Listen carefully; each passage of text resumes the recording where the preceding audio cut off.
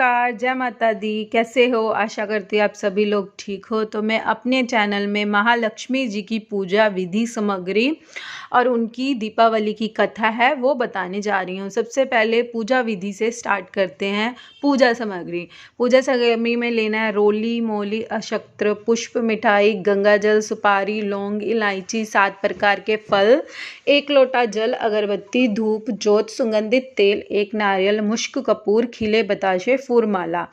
दीपावली त्योहार कार्तिक महीने की अमावस्या को मनाया जाता है। एक थाली में नवग्रह स्थापित करें। श्री लक्ष्मी माता जी की मूर्ति, रुपया, सोना, चांदी, श्री गणपति जी की मूर्ति रखें। पूजा शुरू करें। पंचामृत बनाने से सबसे पहले स्नान कराएं, फिर शुद्ध जल से फिर लक्ष्मी जी का श्रृंगार कर और वस्त्र सुहागी रखें। पंचामृत बनाने के लिए दूध, दही, घी, शक्कर, शहद।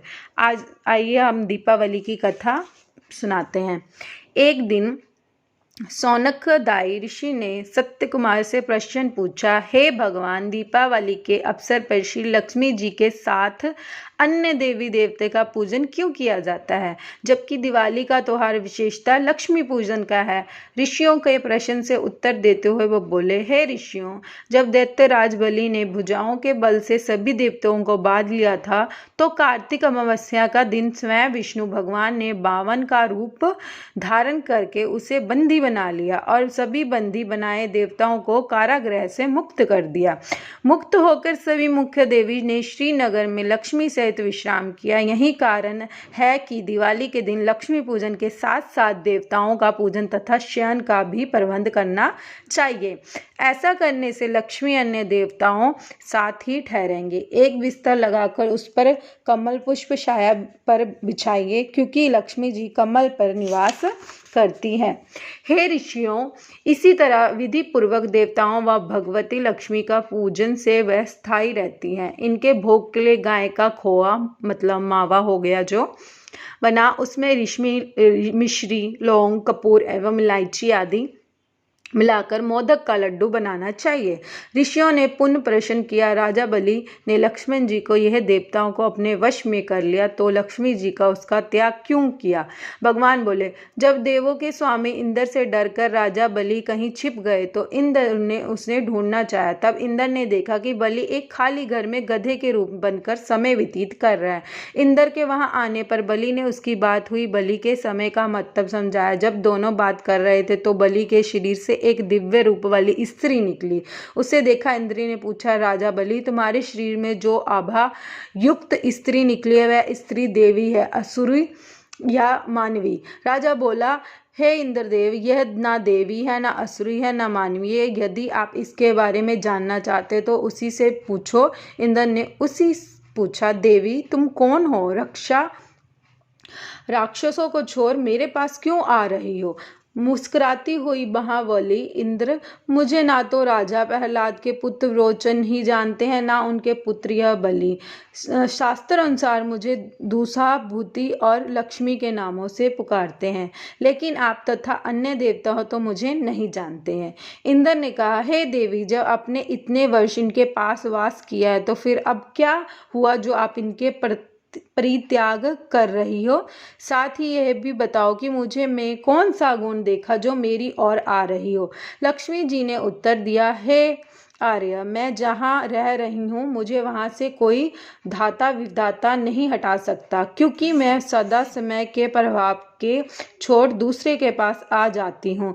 इसलिए बलि का अनादर ना करो, इसे आदर देखकर सम्मान करो। इंद्र ने कहा, हे देवी, कृपा करके यह बताइए कि अब आप राक्षसों का त्याग क्यों कर रही हो? लक्ष्मी जी बोली, मैं वहीं पर रहती हूँ जहाँ सत्य, दान, व्रत, तप, धर्म परिक्रमा होता है। समय के प्रभाव से असुरों में यह नहीं है। पहले समय में सत्यवादी ज्योतिर्य तथा ब्राह्मणों का सम्मान करते थे, परंतु अब ये इसमें ईर्ष्या करने लगे हैं, झूठ बोलने लगे हैं, अभ्यास भोजन करने लगे, धर्म की मर्यादा तोड़ने लगे हैं, तरह तरह के माननीय अर्चन करने लगे हैं। पहले ये व्रत एवं तप करते थे, हर रोज सूर्योदय से पहले जगते थे और समय पर सो जाते थे, परंतु अब ये देर जगते हैं तथा आधी रात के बाद सोते हैं। दिन में ये सोते नहीं हैं, दुखियों अनाथों बुद्धि रोगियों सताते नहीं थे, इनको हर प्रकार की सहायता करते थे।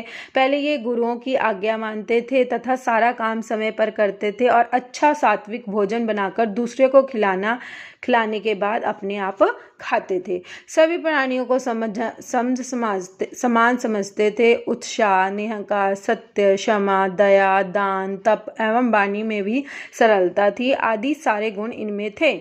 मित्र से प्यार भरा व्यवहार करते थे, परंतु अब इनमें क्रोध बढ़ गया है। साथ ही निंद्रा, असंतोष, अप्रसन्नता, विवाहिता आदि दुर्गुणों से शक्ति बढ़ गई है। सारी बातें नियम के विरोध हैं।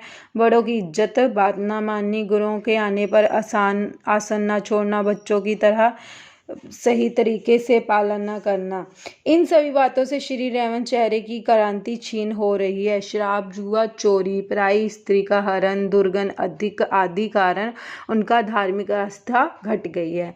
हे देवराज, मैं अब इनके घर में वास नहीं करूंगी, यही कारण है कि इनको त्यागना है।